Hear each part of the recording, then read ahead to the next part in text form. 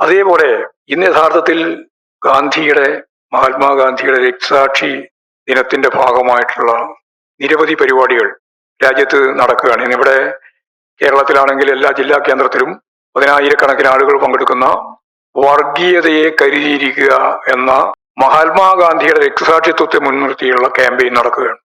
തിരുവനന്തപുരത്തുണ്ട്, എല്ലാ ജില്ലാ കേന്ദ്രത്തിലുമുണ്ട്. വർഗ ഭോജന പ്രസ്ഥാനങ്ങളെല്ലാം ചേർന്ന് വലിയ രീതിയിൽ ആ പരിപാടി നടന്നുകൊണ്ടിരിക്കുകയാണ്. എന്നാൽ ഈ പ്രവർത്തനം നടക്കുന്ന ഇന്ന് തന്നെ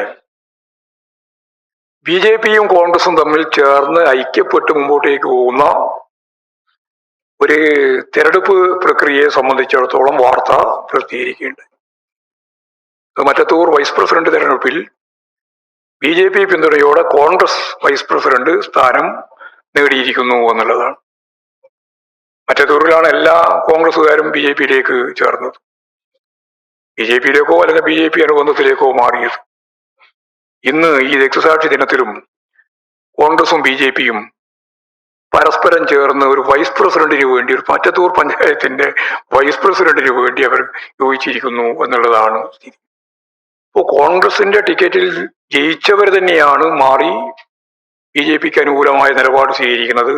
പിന്നീട് അതിന്റെ ഇടയിൽ ഞങ്ങൾ അങ്ങനെയല്ല ഇങ്ങനെയല്ല എന്ന് പറഞ്ഞിട്ടുണ്ടെങ്കിലും ഇന്നിപ്പോ പണ്ടാരോ പറഞ്ഞ പോലെ മാങ്ങയുടെ പുളി കൃത്യമായിട്ട് മനസ്സിലാകുക അണ്ടിയോട് എടുക്കുമ്പോഴാണ് എന്ന് പറയുന്നത് പോലെ തെരഞ്ഞെടുപ്പ് വന്നപ്പോ ഇവരുടെ തനി നിറം വീണ്ടും പുറത്തു പോകും. ഇതാണ് അവസ്ഥ.